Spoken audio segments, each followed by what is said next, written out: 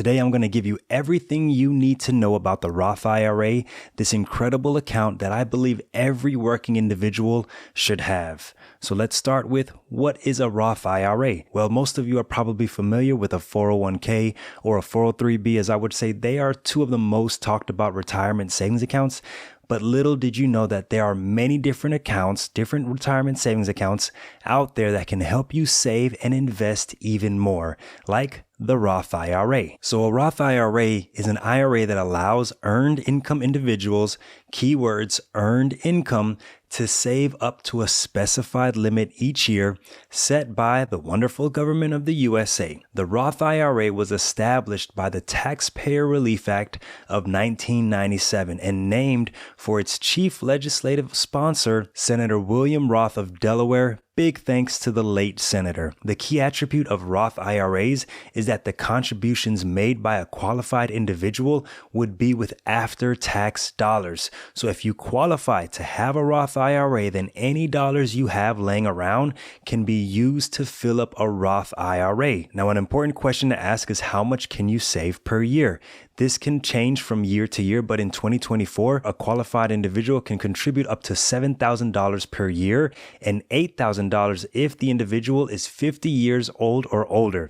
This is not a lot compared to the 401k limits, the 403b limits, but as we will see in a little bit, there are huge tax advantages that make up for the low contribution. So do you qualify for a Roth IRA? To be eligible to contribute to a Roth IRA, you have to meet certain income requirements. Let's review the 2024 income requirements from the IRS. As you can see, how much you can contribute starts to phase out once your income reaches $146,000 for those filing single, head of household, or married filing separately if you didn't live with the spouse during the year, and $230,000 for those filing married, filing jointly, or qualified widow, widower. As your income increases, you do reach income levels where you're no longer eligible to contribute to a Roth IRA. But don't worry, because we're going to go over how to contribute to a Roth IRA even if you're above those income limits. But what about taxes? Let's talk about taxes real quick. One of the benefits of a Roth account is that you're contributing with after-tax dollars. You've already paid taxes. And so your first response is, how is that even a benefit? Well, that after-tax money that you're contributing into your Roth IRA, you would go and buy index funds. You would go buy ETFs. You can even park the money in a money market fund or whatever you want to invest in. And per today's law, that money's going to grow tax-free. And when you get ready to make qualified withdrawals, you actually don't have to pay any taxes on the money that you're taking out. This means your contributions and the compounding growth of the money doesn't get taxed when you make withdrawals. That is a huge advantage of having a Roth IRA, especially in your retirement years. And just so you know, that is not how a traditional 401k works, right? The money that goes into the 401k is tax deductible for the year that you're making contributions. You end up paying taxes on the money you withdraw. That includes your contributions and the growth. You've just been deferring, putting off paying taxes until it's time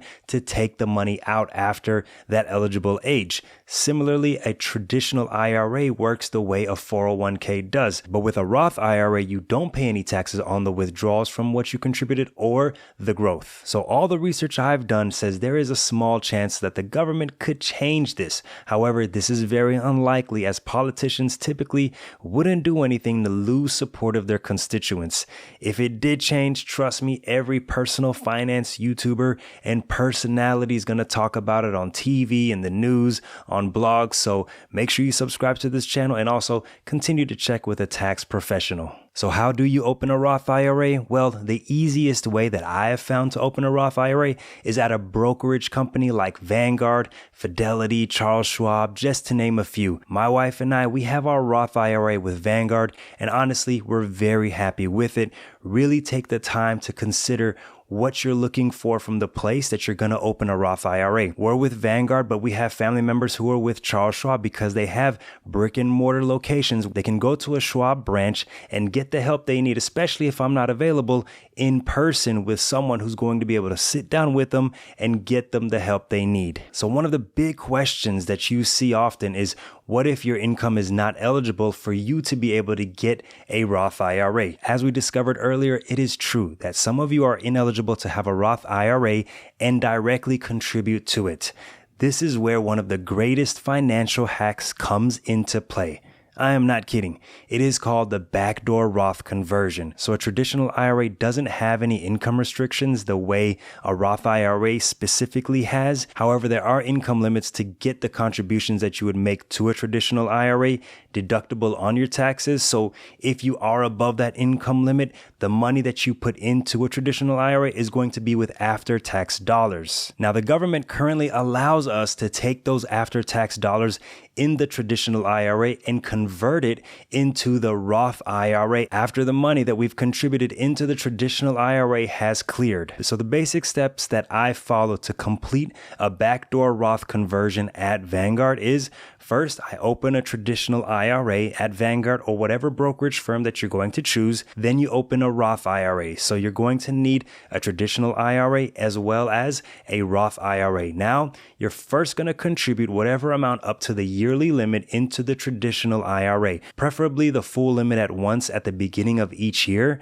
But if you can just do a little bit, that's okay. But once that money clears into the account that you've just contributed to the traditional IRA, simply go online to your account and find the button that says Convert to Roth IRA. This is what I see in Vanguard, and you should be able to see that at Fidelity, Charles Schwab, all these other brokerage firms where you manage your account online. You should be able to find the option to convert the money that's in a traditional IRA to your Roth IRA. And if you get stuck, you can always chat with customer service at these brokerage firms. My experience has been that these firms are very helpful and will make sure you accomplish whatever it is that you want to do with your Roth conversion transaction. Now, before you go and start doing backdoor Roth conversions, there are some very critical pieces of information that you need to know about the backdoor Roth conversion. Number one, before you do the Roth conversion, make sure you understand what the pro rata rule is, or at least have a general idea. The pro rata rule determines the tax consequences of an IRA distribution,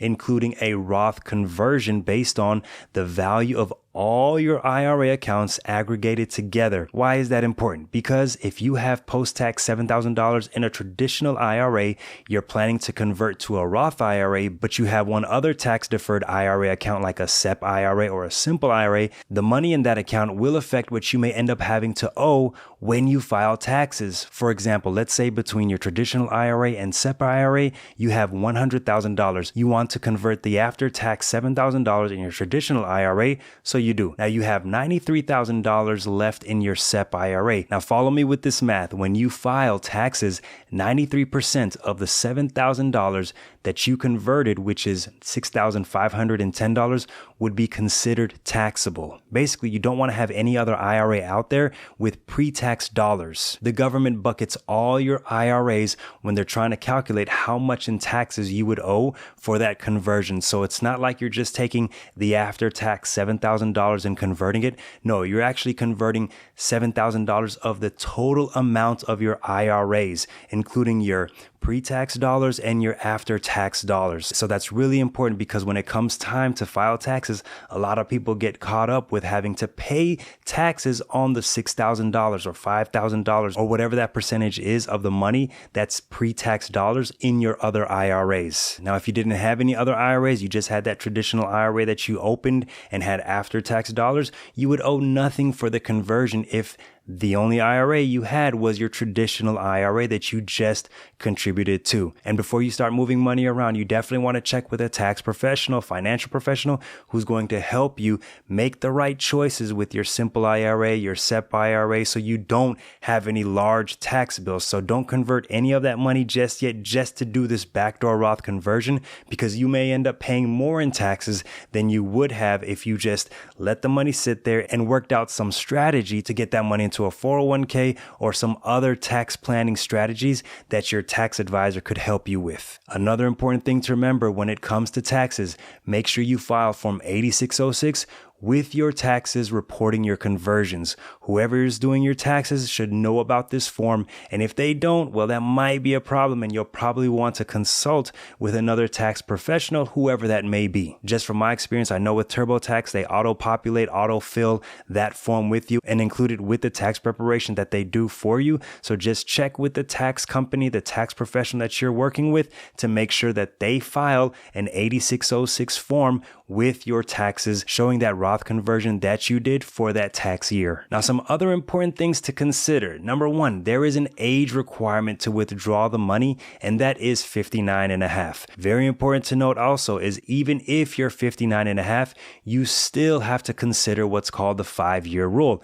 There is a 5-year rule where you need to have held your account for at least 5 years. You've got to have that Roth IRA 5 years before you can withdraw earnings with no taxes or penalties. Now, there are exceptions to the age rule and the 5-year rule, like first-time home purchases and college expenses, but generally for most of us, we will need to have held the account for 5 years and reach the 59 and a half age to be able to withdraw contributions and earnings with no taxes or penalties. Now, what if you have an emergency and you need to take money out of your Roth IRA? Well, another great thing about the Roth IRA is regardless of age, you can withdraw contributions that you made into your Roth IRA anytime, tax and penalty free. This is because you've already paid the taxes. Remember, any growth in earnings, however, may be penalized depending on when you withdraw. But this is still good to know that you can take the money you contributed anytime you need. So how much can you expect to have in your Roth IRA?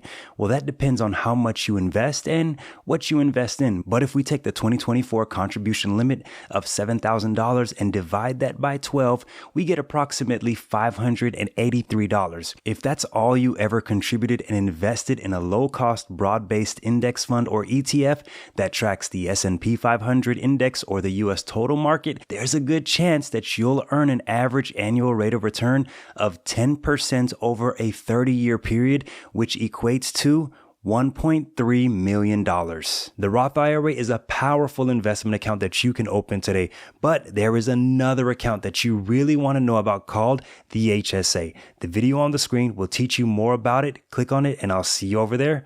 Peace.